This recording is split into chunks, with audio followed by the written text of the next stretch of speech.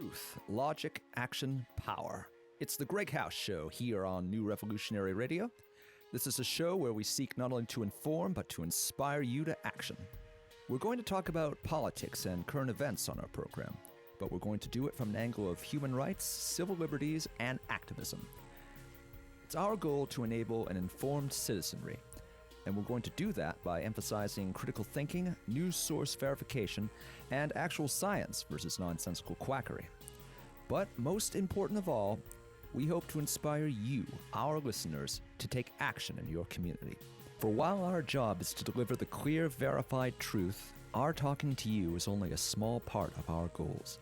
The real power belongs to you, and it is up to you to decide where your strength lies when facing the real challenges ahead.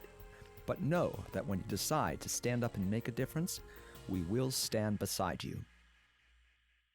Welcome to the GreggHoush Show, Episode 4. Today we're going to be talking about Russia. I think we might have covered that a little in the last few episodes, but kind of important these days. We're going to specifically be talking about all of Trump's friends and their connections to Russia and what that kind of means to us, and whether it's important, whether it's not, whether it's real. And this all started a few days ago. We got into a conversation here in the office where I somewhat jokingly, but also kind of somewhat believably, said that I thought Paul Manafort was actually working for Russia and was an employee of Putin's whose job it was to go subvert foreign governments and then puppet those leaders. And I did this with the backdrop of the Ukraine and of, America here. We've got 2 in a row now. And we kind of talked about how interesting that job would be if in reality that was his job. And if it was, how he's actually doing a pretty smash up job. Over here at least. I mean, his guy might have gotten removed in the Ukraine, and they might have had Crimea taken from them. Maybe that one was a failure, but he's 1 for 2, right? Mm-hmm. So from there we decided that it would be good to do a bunch of research, actually get some facts correct, bring someone in to give us a bunch of shit, and really. Really talk this one out and see where we ended up. So today I have with me Derek, co-hosting, I believe. Here as usual. On duty. Mm-hmm. And Mac and Geneva. Hi. And Geneva's all studied up a little more than us, so I'm fearing the outcome of this one. But here we go, guys. So our engineer / producer / almost everything else here, but being me pretty much, Robert put together a bunch of wonderful notes that we've been studying today that really cover everything and kind of lay out, Trump's connections to Russia going all the way back to 1987. And it's interesting to see how much thicker and thicker those connections get and how much faster the timeline goes as we get nearer to the election, and how many more connections are made as he surrounds himself with people like Flynn, like Page, like Manafort. And so we are going to talk about all that today. So how's everyone doing here? Pretty good. Pretty good. Feeling all right, man. Feeling all right. Good to have Geneva here. Yeah. Good nice to have someone to, yell at us and give us a lot of shit for everything that we say. Or at least attack Gregg when it's needed. That's really that's the high point, yeah, obviously. Absolutely. I only yell back. Right. You definitely don't start the shit, you finish it, right? So, the fun stuff in all this information is, of course, just looking at the tons and tons of failures of Trump's career. His failures to get any business off, really, in Russia. His failure to launch any of his hotel chains for years there. His inability to work with any upstanding Russians. He seems to only be able to work with either the criminal gangs or... I wouldn't say Putin isn't a criminal at this point. I kind of think he is, but associated with for sure. He doesn't. I'm positive there are people over there that are good. I know a few of them. Trump doesn't seem to know any of them. And so you look back at all the way back to '87, and you see him visiting Moscow and Leningrad, and you see him attempting to get, his hotel empire expanded to that area, and of course, failing. And you see in '88, you see him getting trolled by fake Gorbachev actors, imposters showing up at his hotel, making him think he might be getting something out of this. But of course, he was fooled.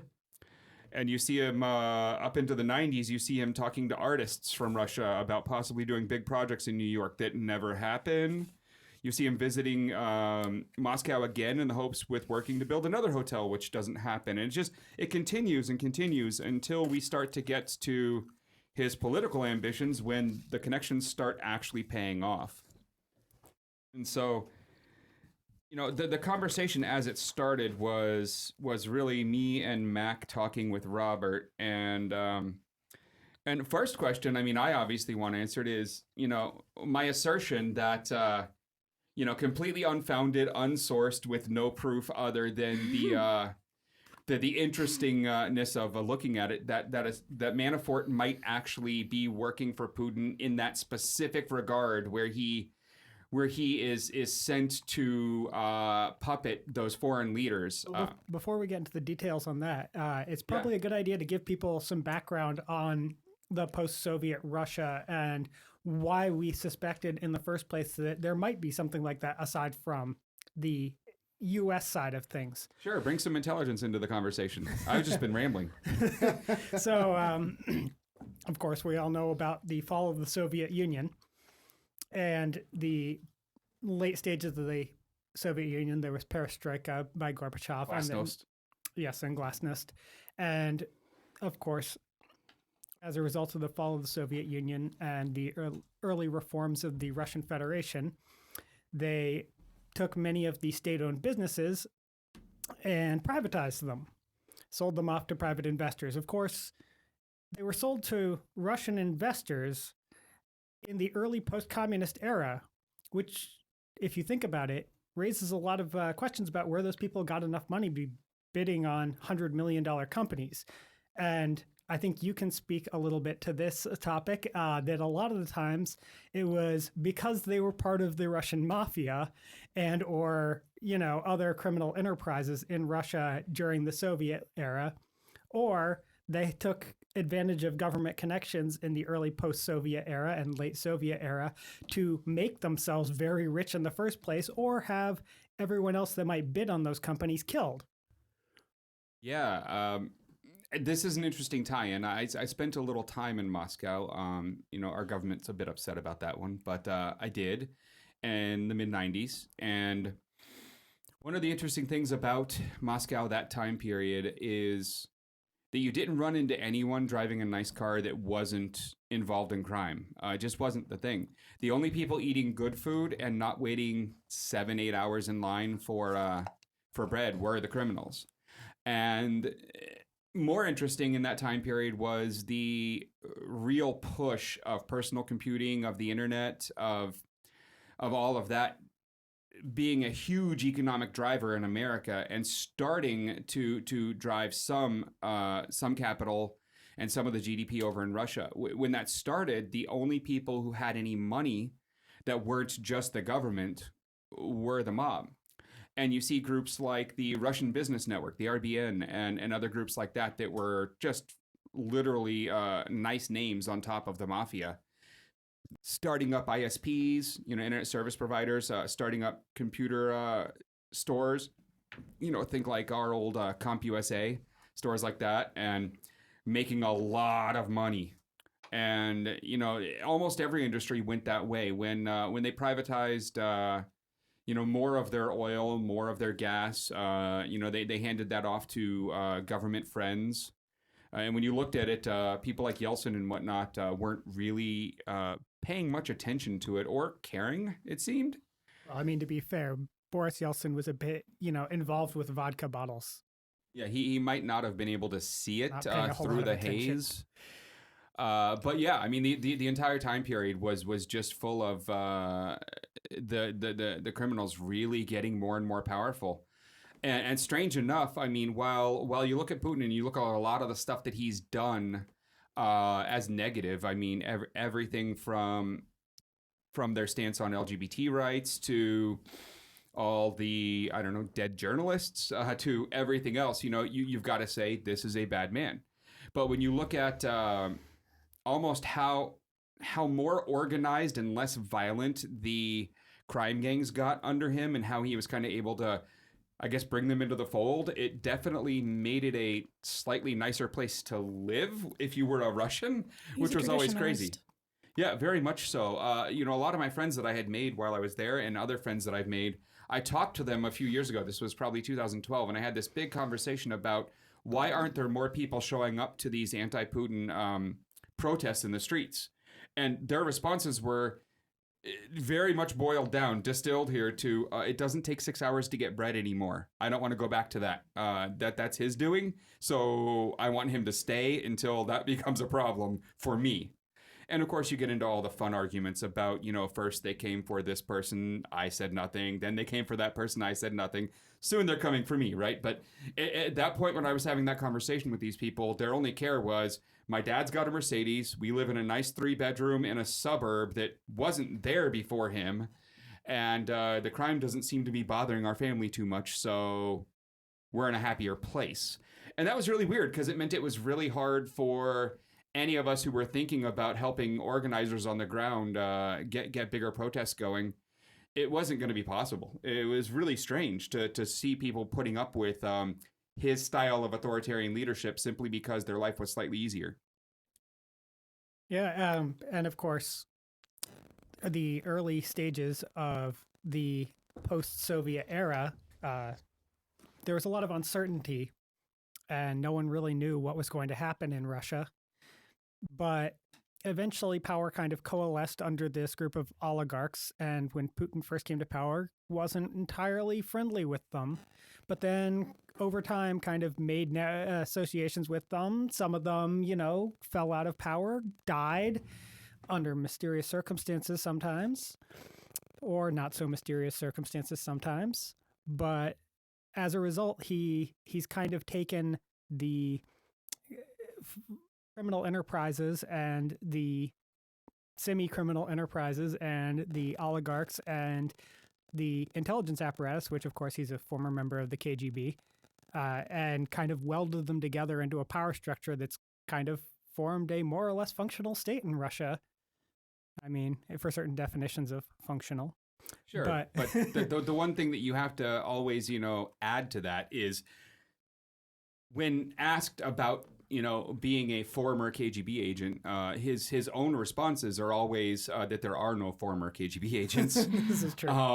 So, it's very much speaking to his mentality and how he consolidated all that power at the top and, the tactics he used to do it. He kind of doesn't care that people know and think that about him. Yeah, it kind of enhances his reputation in Russia, too, because people are like, that's someone that gets shit done. Seems to fit it. But also Right. speaking to your comment about how when you went over there, it seemed like, everyone that gained any power in the early years was either part of organized crime or, had government connections of some kind. It's interesting. I ran across a interview with Stephen Hall, the former CIA chief of Russian operations a few years ago, in which he said, quote, anybody who is an oligarch or is in any position of power in Russia got it because Vladimir Putin or somebody in power saw some reason to give that person that job. All the organized crime figures I've ever heard of in Russia all have deep connections and are tied in with people in government. So that wasn't just something that was true in the 1990s. It's also something that was true according to the CIA as of relatively recently. It seems to be a working kind of symbiotic relation they have there to each other. It's interesting because we did learn a piece of it. Like a lot of the questions I get because of my specialties being, in computer security and all that fun stuff is why are so many of the hackers and hacking tools Russian, and why aren't the Russians doing anything about it?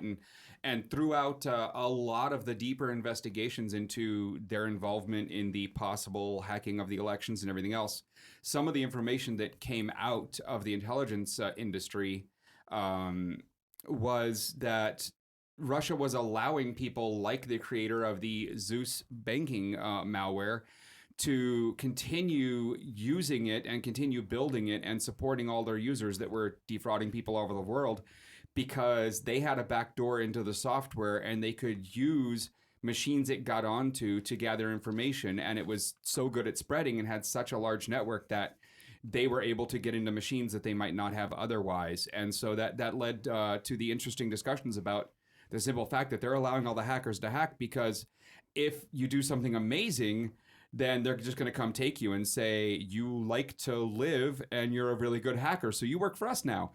And if you do something that just doesn't prove you to be a great hacker, but proves very beneficial to them, like the Zeus malware creator, they're just going to piggyback on what you do and let you continue to do it. And that was always interesting, because that's kind of a tie-in to a piece of why they are allowing a lot of the crime to happen. Because one, their economy isn't doing as well as it could be, and I got to imagine the amount of crime that they allow to happen, including even in the computer space, with so much of the credit card fraud and everything else going through Russia and some of its former Soviet nations who still have a lot of really close ties. That a percentage of their GDP, and noticeable one, is made up of crime, and that's not me being negative on the Russian population. It's just the government allowing it to happen because of the state of affairs with their current economy. And it brings about a state of fear for a lot of the citizens there, because in most other developed nations, you have the governments or politicians at least pretending, having enough respect to pretend that it's not just all about the bias for the rich, or in Russia, the oligarchs in particular. You make billions of dollars for people, and the loyalty that comes with that, the influence that comes with that, the power that comes with that is probably really overwhelming for people that are even below, middle class, lower middle class standards, if not below the poverty line already. Yeah, absolutely. And of course, Russia has had a very sizable, persistent high unemployment rate. I've seen numbers before saying that outside of the major cities, it's often as high as about 20%. And so there's entire communities where there's huge numbers of people that are just, there are no jobs there. So very little ability or resources to marshal against the oligarchs if they wanted to. So it makes it even more overwhelming seeming to them, because they've got, the money, the connections, they live in the cities where everyone that matters is, that they feel very left out of any sort of power structures or progress. It's a defeated mind state to begin with, right? So, well, this is where, this information really kind of becomes, relevant. We have a situation where Russia really does feel backed into a corner. They feel, that their backs are up against the wall because, one, you look at like the Ukraine possibly becoming a NATO nation, and NATO is very clearly, around. It exists to defeat Russian aggression. Yeah, that was their original charter was against the Soviet Union. Yeah, so what would you, if you were Russia, want a NATO nation literally on your border, with a border that close to Moscow? I understand them not wanting that, but at the same time, how they're going about it is definitely not something anyone should be happy with. And I think the other thing to really consider here, as our engineer is so quick to remind me of, is Dick Cheney in 1992 had a document. He was defense secretary at the time. 46-page document where he asserted very clearly that the American mission going forward will be, quote, convincing potential competitors that they need not aspire to a greater role or pursue a more aggressive posture to protect their legitimate interests. And what he's really saying is that, now that Russia's down and China hasn't really made that big surge yet, America is the only superpower, and we're going to try and make sure that no one else gets up here, and we're just going to stay on top and keep you all down. And I think a lot of what they did there and what they worked on during that time period helped to put Russia in the situation where its economy currently is, and really helped to empower all the people that keep voting Putin into power. Yeah, definitely. And of course, if you think about the situation during the Cold War, where the Soviet Union was legitimately a superpower and made up, well, the Warsaw Pact as a whole made up a sizable portion of the world's economy. And then with the collapse of the Soviet Union and the Warsaw Pact, you're now looking at, the Russian Federation, which lost, from their perspective, huge amounts of territory as the independent republics broke off. And now they're, 2% of the world GDP? And the U.S. is not only this much larger part as on its own, but the U.S. has NATO, which represents most of the rest of the industrialized world. And, they make up, just the U.S. and its close allies, something like half the world GDP. So they feel like at one time they were, respected and powerful. And now there's these people throwing their weight around and from their perspective, bullying them. It's only natural that Russia would feel like it's backed into a corner. You do definitely have this weird situation where the American military is backed by quite a large economy and an economy way larger than Russia's currently. And Russia's military, besides maybe China's, is probably the closest in power and technological advancement to ours. Yet their economy is, well, in the shitter. I mean, it's nothing compared to ours. And that is an interesting dynamic. You find yourself with two super powerful militaries and one with funding drying up. And I would assume backed into that corner, a lot of more interesting things become possible that weren't before. A lot more activity. Well, I mean, we've seen a lot of that since pretty much Putin came to power. We saw that with Chechnya. We saw that with South Ossetia. We saw that with Ukraine in Crimea. They've definitely kind of, every time Putin's approval ratings start to slump because of domestic problems in Russia, Russia invades one of its former satellite republics. Seems to be an ongoing trend. Yeah, one of the interesting stats about the military, I believe the U.S. military defense budget is $597 billion. I mean, it's $600 billion, and the Russian budget is 66 billion. I mean, that is how different we are currently. Of course, there's a difference in purchasing power parity there, since the wages you have to pay someone in the U.S. to do anything are so much higher just to get the same standard of living than they would be in Russia. So there is definitely, you have that, but then you also have most of the U.S. R&D not being protected by any true cybersecurity. So yes. We pay for a lot more of the R&D Yes. than Russia does. I think they might That be does borrowing seem some likely. from us. Just a little.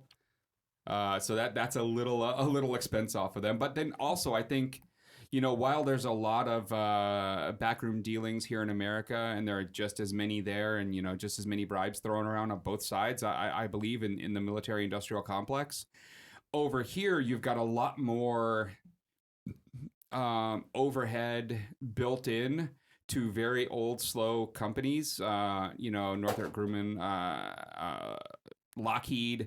And there's so much inefficiency built into those systems that they're just used to bidding, out these gigantic numbers and the revolving door of their employees, and then the employees in actual defense for America are just signing off on these gigantic numbers. Where in Russia, I think if one of Lockheed's quotes was handed over to Putin, he'd look at it and then say, this person needs to go to prison for this number. So I think they get to cut a lot of the wasteful spending out of their military budget that we don't, which is a good thing and a bad thing because of why they're able to do it, but a good thing that they are able to do it. They also have a lot lower. The U.S. is very focused on force projection, and since there's not really much of anywhere for the U.S. to project force in its own continent, it's very focused on being able to project military power overseas. So we have this huge Navy. We have, I believe, 11 carrier groups. That's like more super carriers than the rest of the world combined. Yeah, there's a really good article in Vice. It's strange to say that. That was a weird sentence. But there's a really good article in Vice, funny enough, from 2013 about the ability for the rest of the world in its entirety to come together as one force and invade the U.S. and win. And if you actually listen to the article and you really read it, it includes U.S. military officials, it includes experts, it includes foreign experts. They very convincingly laugh it off as it's not possible to invade America and win. You literally can't. If you read the article, it's a really interesting read. You might agree with it, you might not, but it talks about our ability to defend our homeland is actually a lot easier than a lot of these other nations who have large exposed borders to possible enemies. I mean, Canada's not really our enemy. Not as such. So, it's very interesting. But all of that kind of builds this picture of a Russia where it's got its back up against the wall for a while now. It's lost a lot of its power in the world as of, I guess you want to say about a decade ago. It really was looking a lot weaker than it does today. And sure, some of the outlook you see today is because of the posturing, because of the stuff that Putin's been doing. And so they're kind of, flexing, and you can now see, oh yeah, we weren't really thinking about them for a few years there, but yeah, they're scary. And, we get to this point where they decide, based on a lot of good sources, we now know that they decide that they definitely want Trump to win this thing and that they don't want Hillary to win this thing. And, it brings us up to this point where we've got an election that they are very pro one of the candidates. And how much of an effect that had on this election is kind of the next part of our conversation. What do we believe here? I mean, I want to just throw in before we get to that He loves to do this to me. To be fair, it's not like the U.S. and other countries never fuck with anyone's elections either. We've overthrown more than a couple of democratically elected governments, and we've certainly spied on, even our own allies. So a lot. A lot. So, we're not going to pretend I was not pretending any of that. Right, I mean, right, just but, look back at Vietnam. I mean, Ho Chi Minh was democratically elected, and boy, did we mess some stuff up there. But that doesn't change the fact, we can say that, hey, the U.S. has done this, but that doesn't mean that, it's justified. Make it right. We can complain about the fact that the U.S. was doing it. I've been complaining about the fact the U.S. was doing it. I think that seems a little too past tense for me. Has been. Yes. Gotta get Assad out, dude. Gotta get him out. I mean, I agree with that, though. I want to just, literally bomb whatever building he's in currently, please. That's your business.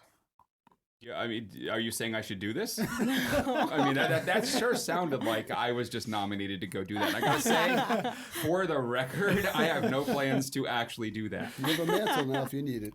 Personally. So, yeah, sure. We've done all of the stuff, I think, that we are claiming Putin to be doing.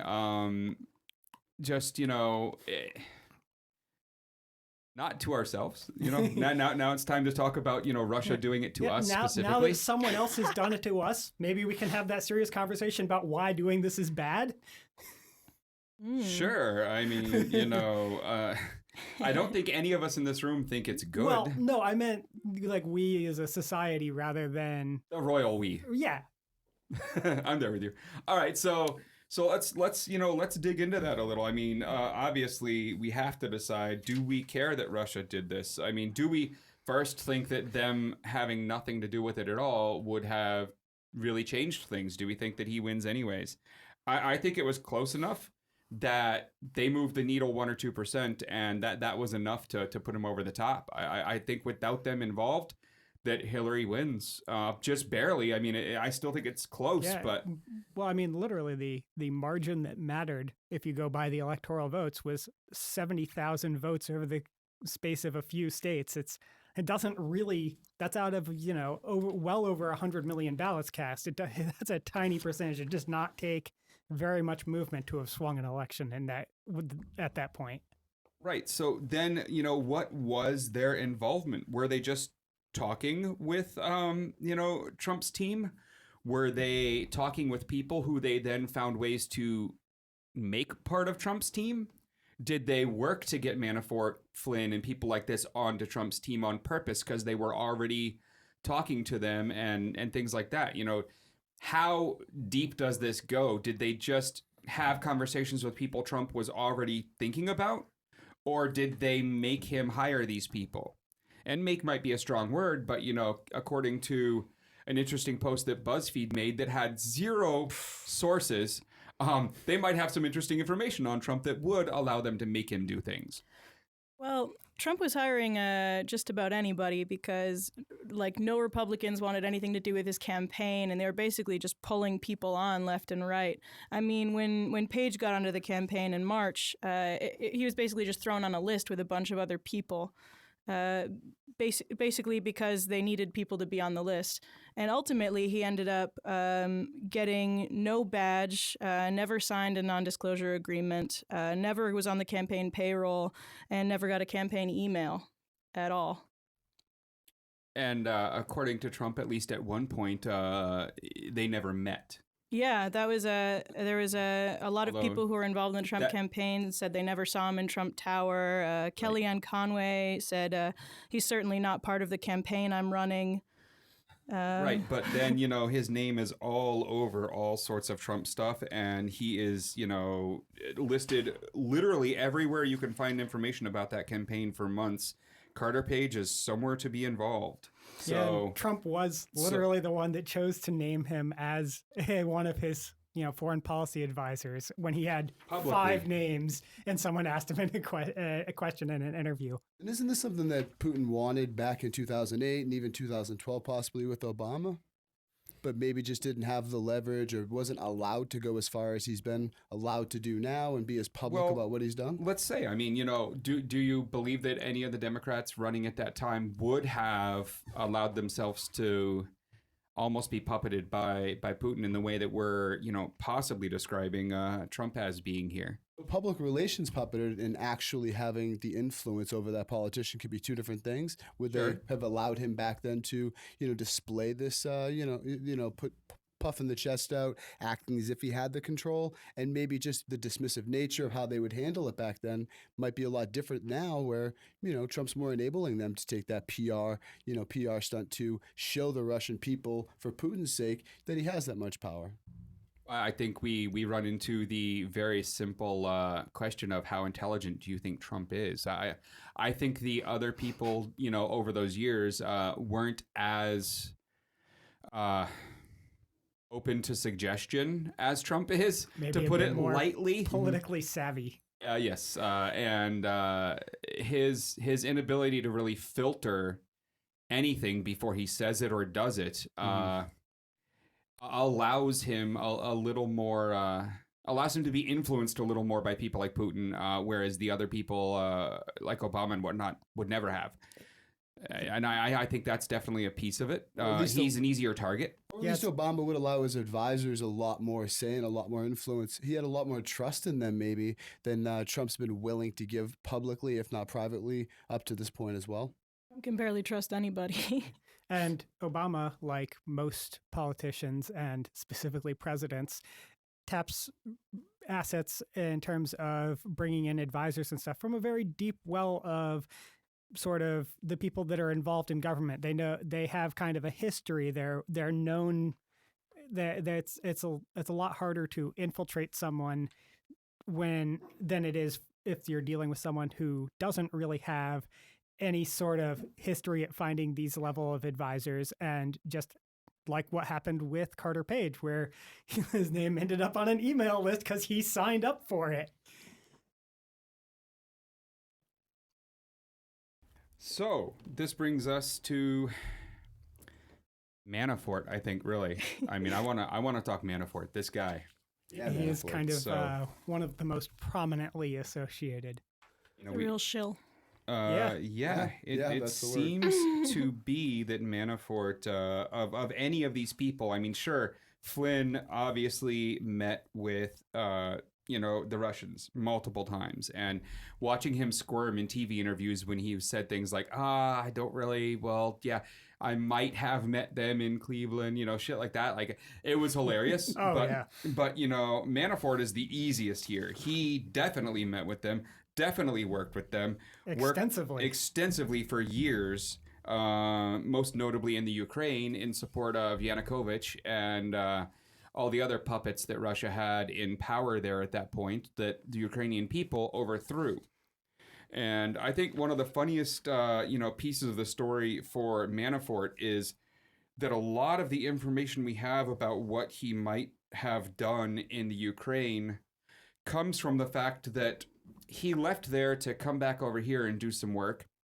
And when someone took over his office over there in Ukraine, they found a ledger that shows payments from the Russian government, from Russian spies, from all kinds of other people. And depending on, what pieces of those stories you believe, it's anywhere from $12 million to $40 million he got out of them. But he denies that ledger is his. However, it has been, quite extensively proven to have been his. And then he, said, oh, well, at first he was saying, the ledger is complete fake. And then later I was like, well, okay, well, all any payments, I did lots of work for people and any payments I took were totally on the books. So it's all above board.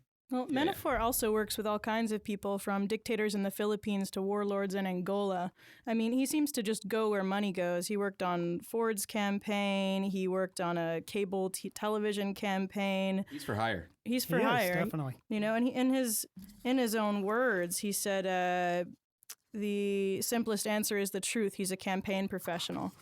So I don't think that necessarily means he's a pawn for Russia as much as it means that he'll take money where he can get it. Right, but doesn't that make him a pawn for Russia if they paid him enough to be influencing Trump in specific ways? Well, he's also being sued by a Russian oligarch for about $19 million right now for taking money for a cable television campaign and then not communicating about it at all. Technically, his agency is being sued by a company that is a subsidiary that's owned by that oligarch, because none of this is all shell companies. And it's actually I looked into that story a little while ago, and it's actually kind of funny, like what actually was going on there, because the oligarch, who's someone that Manafort has done quite a bit of work for. In fact, that oligarch is Oleg Deripaska, and he is actually one of the big Putin allies that Manafort has been associated with in the past. In fact, you may have heard about the memos that got leaked from 2005, where Manafort was saying how he had a plan to greatly benefit the Putin government and involve lobbying Western governments to allow oligarchs to keep possession of the formerly state-owned assets in Ukraine, building long-term relationships with Western journalists, all sorts of stuff. Well, that memo was to Oleg Deripaska, and that was about less than a year before Oleg Deripaska signed a $10 million a year contract to get Manafort doing work for him that lasted for several years at least. So, he had a long history with this guy. And then he and his partner convinced this company to invest ultimately a total of about $18.9 million, plus about $7.5 million in management and consulting fees in this plan to acquire a bunch of local cable networks in Eastern Europe to sort of profit off of and combine into larger conglomerates. And they ended up only ever buying one of them.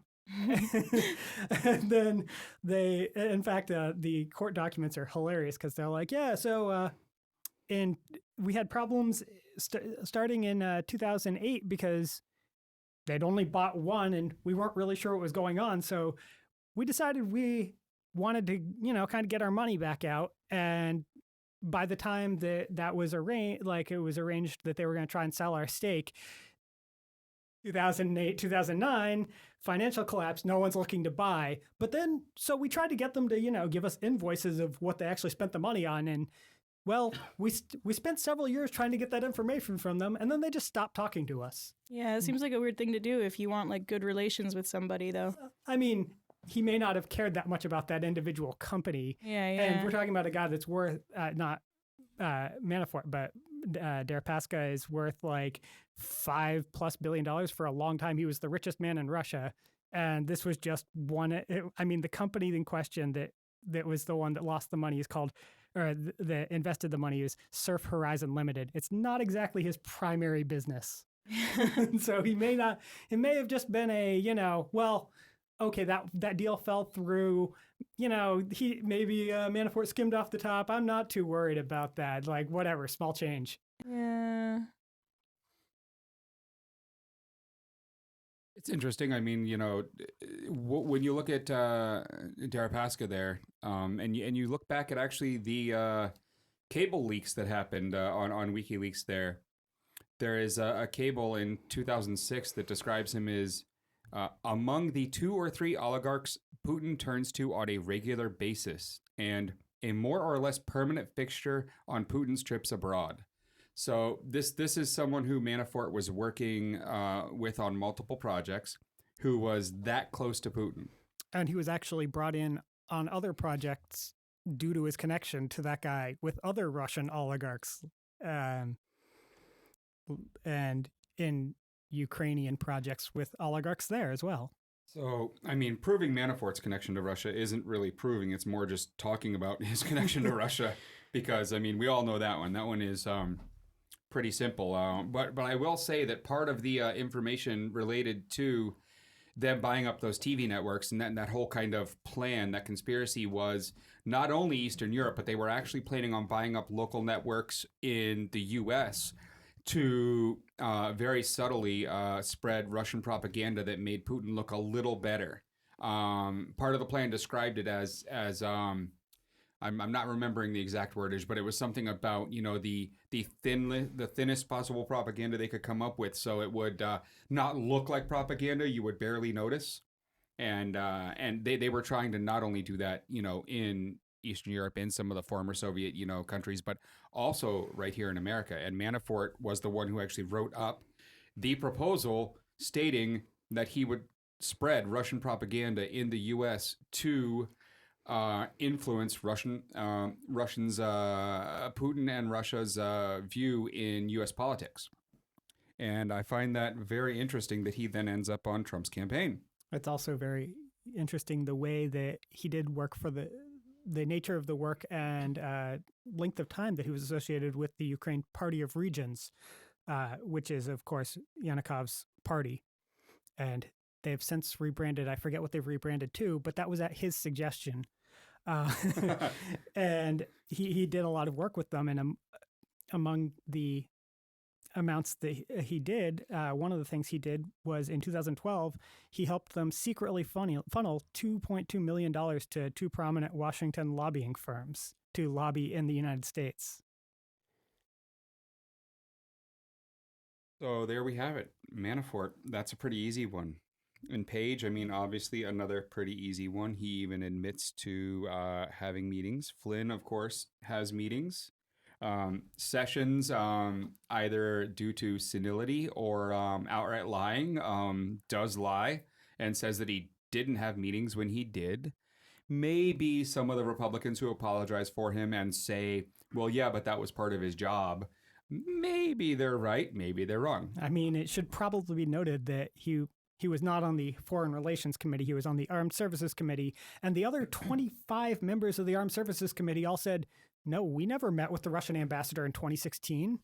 Exactly. So that does seem a little weird as a justification. A lot of it seems like a lot of hearsay, which in the official trial, didn't end up holding up. You had Comey having no evidence, presenting no evidence. You had no one in the FBI presenting any evidence of any connection to Russia. Comey specifically repeatedly said, there was very little he could actually discuss because it was an open hearing.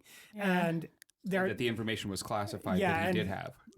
There was, for example, when the Republicans were questioning him about a meeting that he had to brief Donald Trump when he was the president-elect, and it was a meeting at Trump Tower that was reported on in the news, Comey specifically commented that he wouldn't even acknowledge whether that meeting happened for fear of possibly confirming any leaked information of a classified nature. So he is very circumspect and trying to avoid saying anything that could even confirm or deny leaks asserting to be containing classified material. Because they don't publicly talk about ongoing investigations. Yeah, but you also had, the chairman is almost, if you like watch, in the trial, he's almost begging him for any kind of evidence at all. He's just like, please give us evidence. He says like But six they do that all the times. time, though. I mean, that's if you see, like, a lot of people watched this one and maybe watched one or two others due to all of this Trump drama who haven't spent the last like decade watching the rest of them.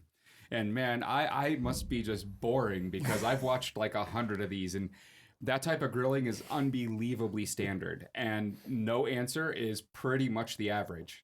He's asking because he didn't have any, right?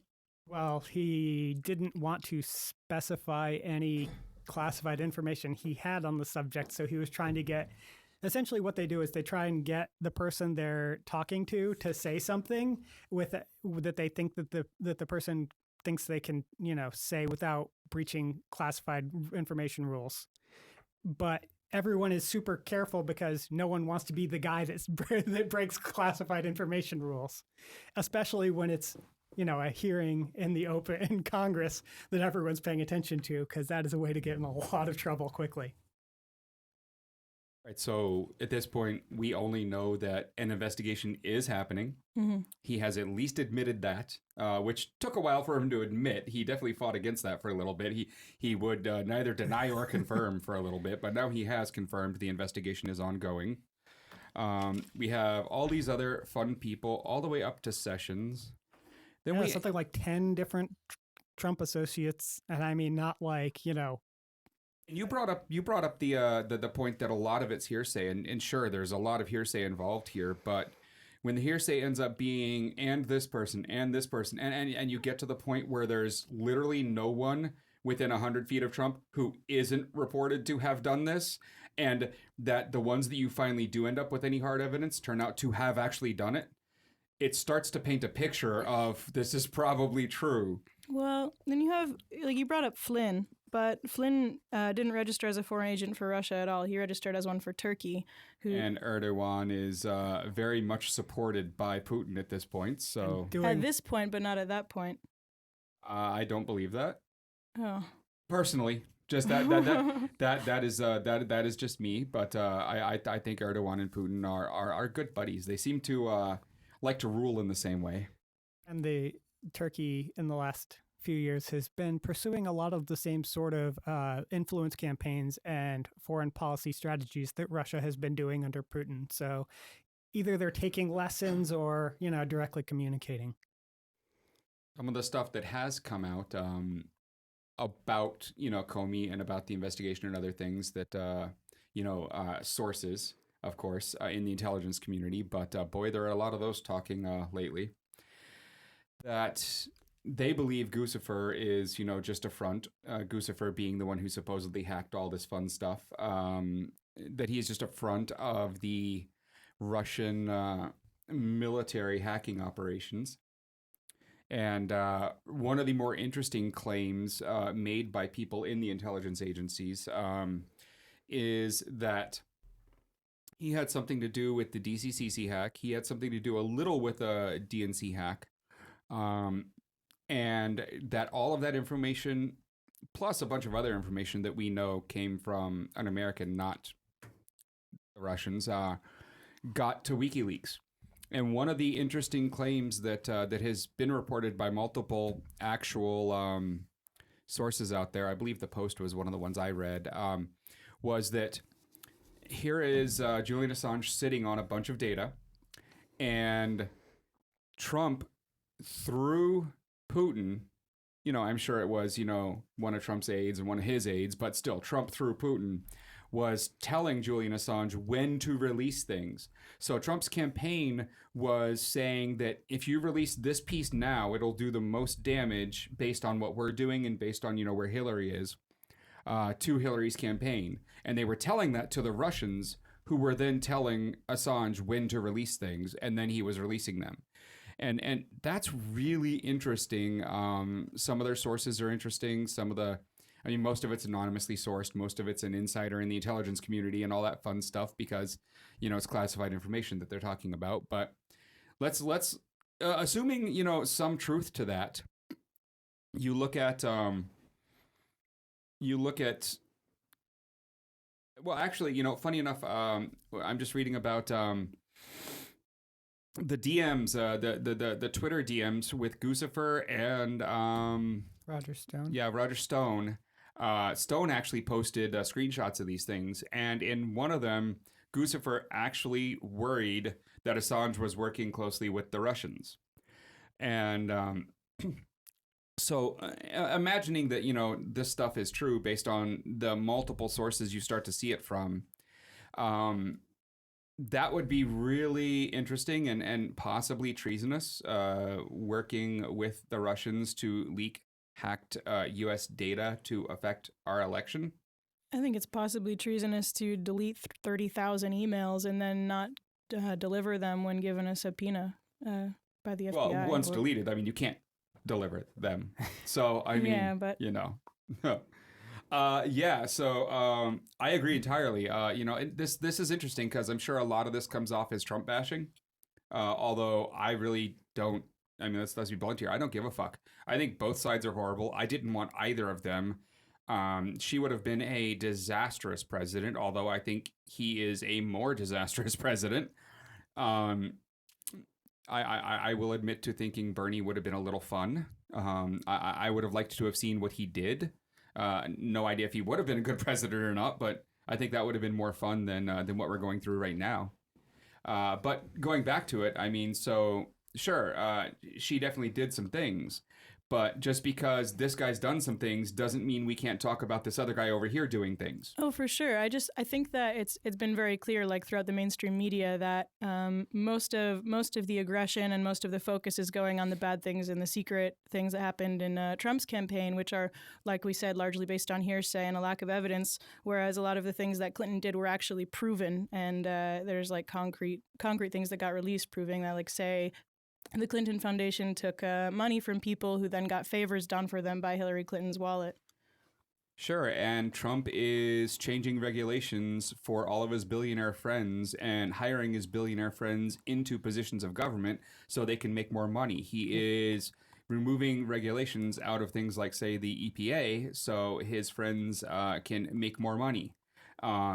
I mean, which is interesting that this that a lot of the terrible things that he does on the domestic front like that receive comparatively little attention in the media. We mostly just hear about Russia. We don't hear nearly as much about gutting environmental regulations. Yeah, putting Pruitt as the head of the EPA was, I mean, wow. How do you get there in your head? How do you, even if you are just nothing but pure evil, how do you even justify that? That was disturbing. But back to it. I mean, so yeah, absolutely. Clinton and her whole team, everyone involved, I think, were just nothing good there. But so what? That's over there. That's other people. We're talking about someone who we believe did something treasonous. What she did, what we believe she did, and what we believe there might even be proof of her doing was criminal. But criminal in the terms of you owe some fines and maybe some jail time is far different than treasonous by a sitting president. Like we're orders of magnitude here. Someone forced you to stub your toe. The other person just murdered 5 people. I don't like her, and I don't like all the criminal activity that she is accused of doing, and some of it which I believe has been proven. She tried to force her way into presidency. Sure. And I mean, talking about that, I mean, let's just for a moment say one thing. I mean, if you look at her husband, and then the Bushes, and then their fun friends, Rumsfeld, Cheney, and everyone else, you can go back to the mid-70s all the way up until very recently and see kind of 2 families and 2 or 3 of their close friends in complete control of everything from the presidency down. And there's a little bit more distant connections with people that are consistently involved. Henry Kissinger, Exactly. But so there's easily 2 kind of dynasties that have been going on for a while now, and similar to Putin, who is, in power for a couple years, and then someone else has to take the presidency while he becomes PM, and then they swap positions again, so he takes his presidency back. I don't know how long he plays that game before he just says, nope, there's no more term limits or any of that stupid stuff. I'm just for life. Done with that now. Right. but for now he's playing the game. Sure. So you've got Clinton. I believe really bad idea for this country. I really really wish the Democrats had done something different there. But let we're talking about Russia. Right. And I don't think the Russians and her really liked each other too much. Not so No, much. certainly not. I think they worked pretty hard to get rid of her. I think they put in a lot of effort to make sure she didn't win. And if any of those connections to Assange are proven, in that he was somehow being coordinated or coordinating with purposely the Russians to release information based on when Trump wanted it out there. Even if he was doing it unknowingly, even if he didn't know that the Russians were doing it, he was still, doing that. I think one of the ways that you, as Assange, would justify that is there's information out there, very proven information that she had talks and plans to kill Assange. She wanted him dead. Yeah. So I could see why Assange might want to work against her and maybe not let her become president. I don't know if I had that kind of power over the election cycle at that point, and someone who had talked about killing me might become the U.S. president, I might not want her to win. And for folks, Greg, that Fair are less enough. familiar with what the sources are on that information, can you review those? I mean, sure. The sources for all of that, actually, the biggest source for all the information about what Clinton was planning against WikiLeaks is WikiLeaks. Actually putting classified documentation out there that proved all this fun stuff. So, little self-referential there, but Where does WikiLeaks get that information? leakers, people who don't think it's right, that stuff that was going on, hackers who might break into systems. I mean, one of the more interesting pieces about this whole story is everyone loves to talk about Podesta's emails and all the other emails that WikiLeaks gave out, and we know that the hackers didn't take those emails. It was a disaffected DNC staffer, Seth Rich. He took all the information and gave it over to WikiLeaks, the emails specifically.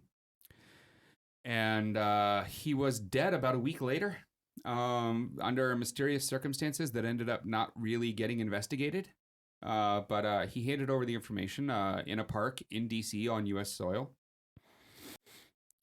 And so that's interesting. Now, if you look at it, the people who were close to that situation who have spoken say it's because he was very much a Bernie supporter, and he wanted Bernie to win this thing, and he was really upset at the DNC working against Bernie and Debbie Wasserman Schultz, Podesta, and all these people working against Bernie with their power. So it wasn't the Russians who got those emails, but from all we can tell, it looks like they were the ones who helped coordinate when they got released and why. And I think some of the people that are familiar with WikiLeaks from more recent times, they had an impression in the past that WikiLeaks had their own bias, their own skewing, their own subjectivity and what type of information they put out, what side they were on, let's say. And a lot of people, I think, saw a more liberal bias in the past, whereas more recently, when WikiLeaks during the elections especially was releasing a lot of information about, Clinton's campaign and the Democratic Party and the DNC, I think people got confused about whose side exactly they were on, when in reality, they're not really on a side, are they? No, a lot of people believed, Julian, WikiLeaks, leakers, whistleblowers, to seemingly fall to the left and be more democratic, as just kind of a default way of being. And if you look back at the history of specifically WikiLeaks, you'll see a lot of anti-war, anti-aggression, a lot of things that you normally find on the left in their actions. But one of the interesting things that you really have to understand about a group like them is they put out what they get. They don't actively seek out information. Right. And so what they get is what gets out. And they happen to get a lot of stuff against her. Now, there's rumors, unsubstantiated claims that hackers specifically got into the RNC and got some of the Republican data, and none of it ever got released. Whether, that's true, whether it made it to WikiLeaks at all, we don't know. I mean, it's one of those, unknown unknowns, so we really just have no idea. But there have been, reports that supposedly happened from unnamed sources. Right, and WikiLeaks isn't necessarily, obviously, they're by definition, they're not going to release where the information comes from. However, what are the channels they go through to make sure they verify that type of intelligence before it goes out? So, they've got their own apparatus at this point that helps them verify some of this information. And they do actually, funny enough, reach out to some of the people the information is about just to verify some of it. I doubt they get much in the way of responses, asking Podesta, is this your email? Probably got a big fuck you.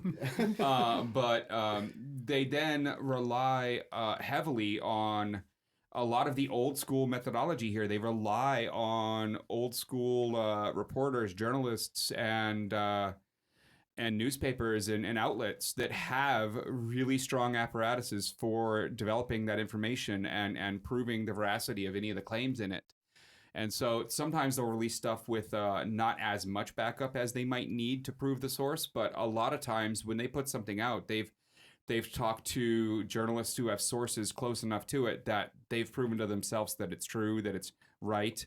And you'll see something interesting with a lot of the newer releases. They're more and more redactions are getting added into these things. More and more care is being taken about what's being released. Now, some of the people who care about this specifically are saying, well, that's because they're actually cutting things too. They're not reporting things that aren't part of their agenda. And again, that's one of those things we won't know unless we have secondary leaks of the information, which in one case, some of the Podesta emails, we actually did, get some secondary leaking there that showed that information. So, yeah. So it seems the first thing people can look at and understand exactly who's leaking the information in is, what would be the motive behind it? Just like, any police officers or any government agency would look at, number one, who had the motive and who had the means to leak information. Obviously, the means could be a lot of different people. It could be hackers. It could be hackers hired by a government. It could be teams. It could be private consultancies. So obviously, people who, in this particular case, the DNC hacks, for instance, people who wanted to cause some damage to the credibility, the reputation of that group. But if we go back just a few steps to the theme of one party versus the other. So we go back to that campaign and we say, it was established corruption, with Democratic Party, specifically Hillary Clinton's campaign, established corruption. I think the biggest part you brought up earlier, people were passionate about, especially in this country, was in the United States, was that, Bernie was not given a fair opportunity as what was seen, and the more information that came out, the more they saw it was more of the same, more of the established corruption of the establishment. And we end up with Debbie Wasserman Schultz having to resign. Which is a pretty ugly situation. Well, I mean... Brazil doing basically the same. Yeah. Both sides of this election were not good, but I find it interesting that, we don't get this deep of a view of what goes on behind scenes in these types of elections when you don't have Trump in them.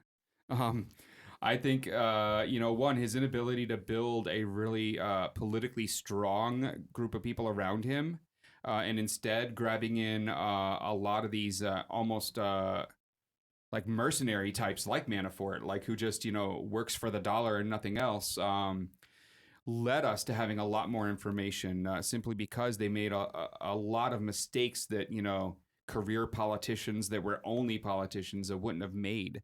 And that leads to then, mudslinging. Well, what about the other side? And then we hear all these things internally that, we wouldn't have heard about Clinton's campaign. And so in some regards, it's been kind of a good thing that all this was happening because we got to see a lot more of the inner workings of how bad these campaigns really are. But it's very enlightening, yeah.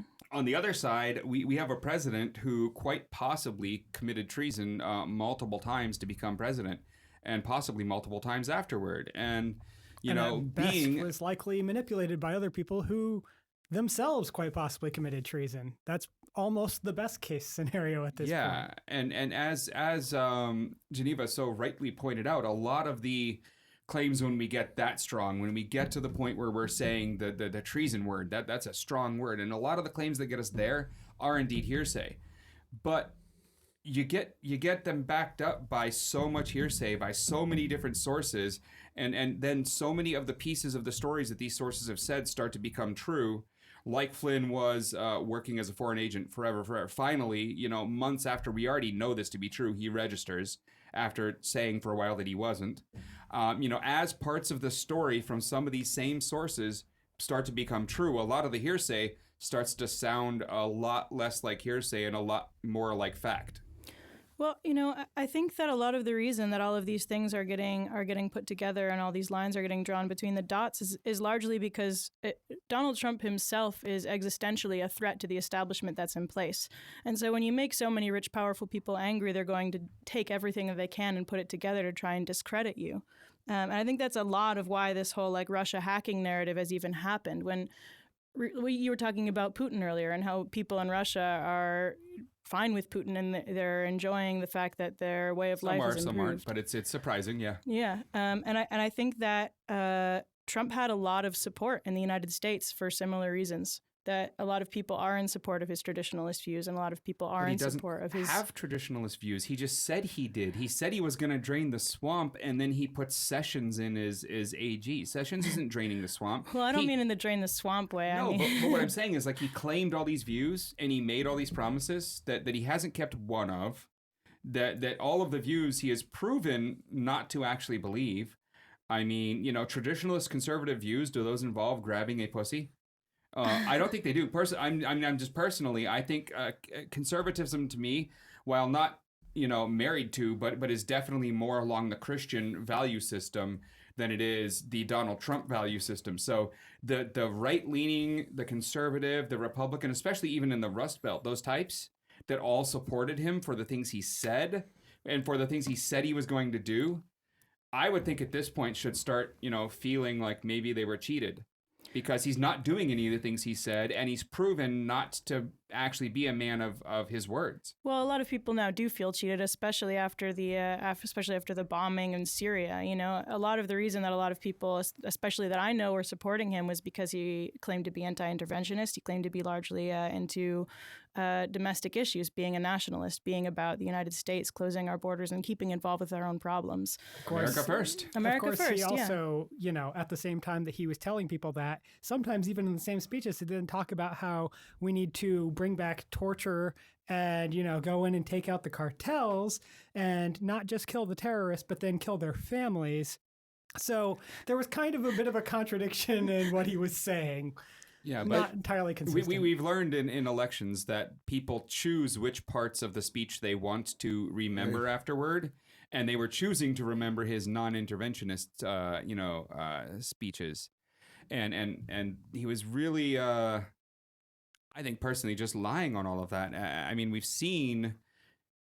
Maybe he wasn't. Maybe he thought he meant it, but then I think that's worse. Yeah, I would prefer lying, because if simply seeing some images of what happened to, the children after the sarin gas attack by Assad gets him to throw 50 tomahawks at an airfield, that's worse, because that means he's that reactionary. Yeah, it's that incredibly easy to manipulate him. Cognitive dissonance is there. What he's saying and what's happening are two different things. And I don't think it's just what he's saying and what he's saying are two different things. Yeah. Fact, alternative fact too, right? But, and I think one of the big lessons that we get out of it for a generation of folks that were fairly disengaged, and I don't just mean millennials, I mean a whole generation in the country had become fairly apathetic with the political process, because it's not always the most interesting thing in the world. It may be to some of us and a lot of people listening, but it's not always to everybody in the country. I think one of the big benefits, if we can look at it this way, is a much more engaged and a much more pissed off group of people paying a lot more attention, learning a lot more about the details, and learning how to look beyond the facade. So I think that it's not necessarily that when you choose blind disruption. Disruption is a popular word these days in tech, but all around the world right now with things going on. And it's helping advance our society, civilization. But when you choose blind disruption, one of the outcomes you have to accept is this sense of, well, all that was really promised was something different. That's a little bit empty. That's a little bit hollow. There's no real promise. It's a lack of a promise, or a promise of different. And that different for him has a shade of different, but it just seems to end up echoing, especially with the cabinet choices to begin with in first 100 days in office, that really it was much more of the same, but his version of the same. And I think that's a lesson that people have to take out of it. A less competent version of the same. So, I mean, I heard an interesting positive kind of undertone there to what you were saying. And that was that because Trump is as bad and unpredictable as he happens to be, that a lot more people are now a lot more informed on politics simply because they kind of have to be in this craziness that we're currently dealing with. People have a lot more access to more objective information, and obviously working on fake news is one of the ways to make sure it is more objective. But I think people are learning, ourselves included, that we're able to weed through the information. We're able to see, the bullshit, read through it, understand what people are reading between the lines for what's actually going on. And I think everybody's getting a lot better. At least I'm an optimist. I want to believe people are getting a lot better at weeding through. And I think it's a huge learning process right now in this, and that's a positive. But another positive is, a much more highly engaged, more passionate group of people that want to make sure that the right things are done in government. You see a lot more people from tech founders in Silicon Valley that are stepping up. People that were very disengaged and afraid to hurt their brands by being politically active are now willing to go on boards, even with Trump in office, because they believe might not follow all of Trump's policies or any of Trump's policies, but they want to at least be a leadership influence that gets some sort of say to try to benefit things in a positive way on some level. Something has to give. Yeah. Absolutely. So there we are. That is a lot of information to digest. But, after reading all these notes, studying up for all of this that we've talked about, and just paying attention for the last year, I don't believe, and this is going to sound weird, but I don't believe that Trump is as knowingly a puppet of the Russians. I don't think he's the type of guy who would be standing in a room shaking Putin's hand saying thanks for the election. I think he actually has too big of an ego to believe that other people had that big of a play. He thinks it was him. On the flip side of that, I believe that the Russians did have a lot to do with him winning that election. I believe that, their work against Hillary skewed it just enough to get Trump in place. And it's close. We're talking small percentage points, but you just need to move the dial a little. And the one thing that you brought up, Derek, is a lot of the fake news, right? Yeah. And one of the interesting things that you can read about in a lot of articles out there is that the Russians put a lot of effort into generating fake news and really pushing the narratives in complete lies, but pushing them on the social networks like, Facebook, Twitter, and all these other places into these echo chambers that would then believe them because everyone else in the echo chamber believed them. And tactics like that we're learning are really successful.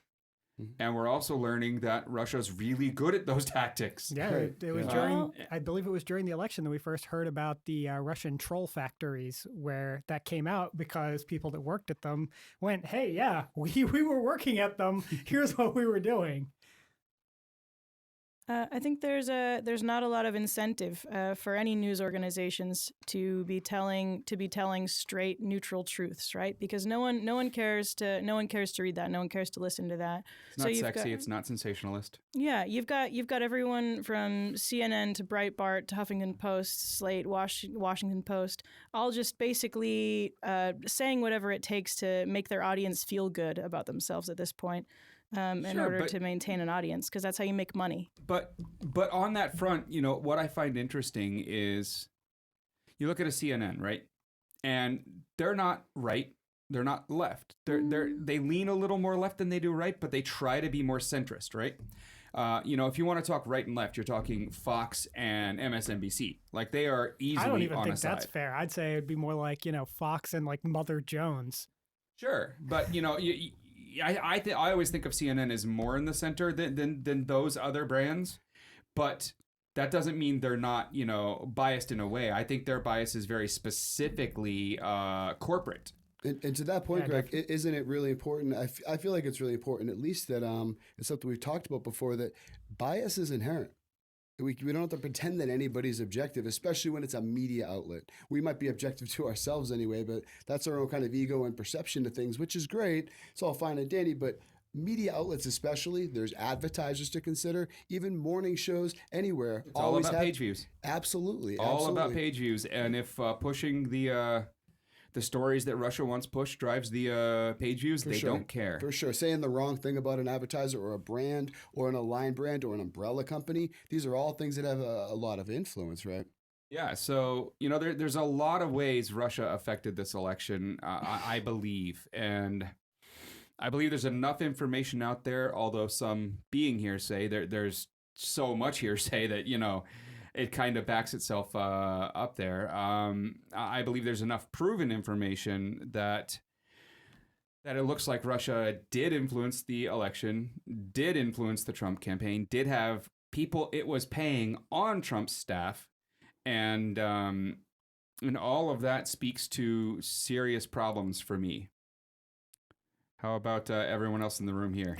I mean, I think you pretty much nailed it there from my perspective, at least. Absolutely. More resources to disrupt. I think I think Trump had a very small pool of people to withdraw his employees from. I think he ended up with a couple people with ties to Russia because there's money in Russia, and a lot of the people who worked for him wanted money.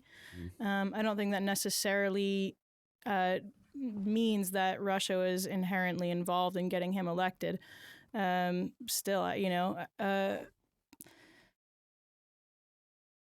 it seems like a lot of paranoia, and it seems like a new sort of McCarthyism, and it seems like it's getting driven by a lot of rich and powerful people in the United States who don't want Trump to have power.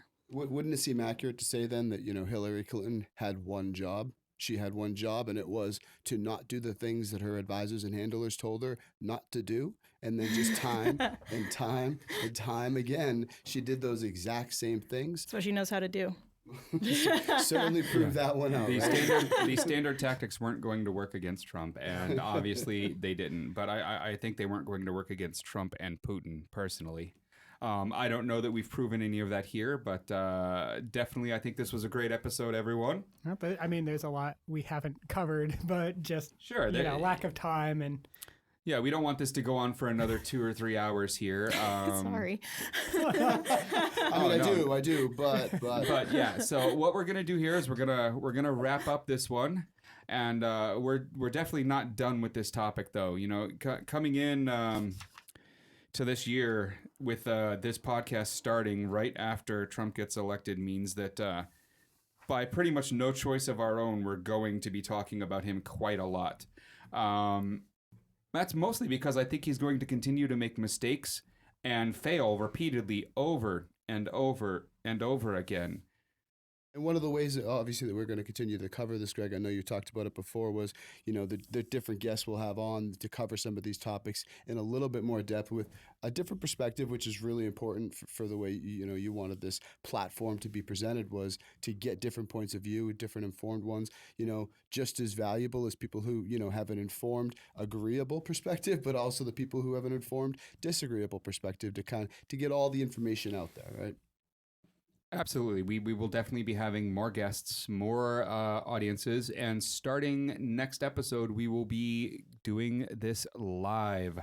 So at some point in the near future, everyone who's actually listening to this stuff and has submitted their email address on GreggHoush.com will get an email saying, guess what? In a few hours, we're going to be live. And maybe not the first episode, maybe not even the second one, but definitely by the third live episode, we're going to have audience interaction in place. We're going to have the ability to take questions from the audience in place, and we're going to start moving forward with more and more of audience say in what we're doing. And I think that's going to be great because I don't purport to know everything here. I think the audience is a little smarter than me. So let's get this all going. And next episode is going to be in a week. I think one of the big topics we're going to talk about then is going to be the over-prosecution problem.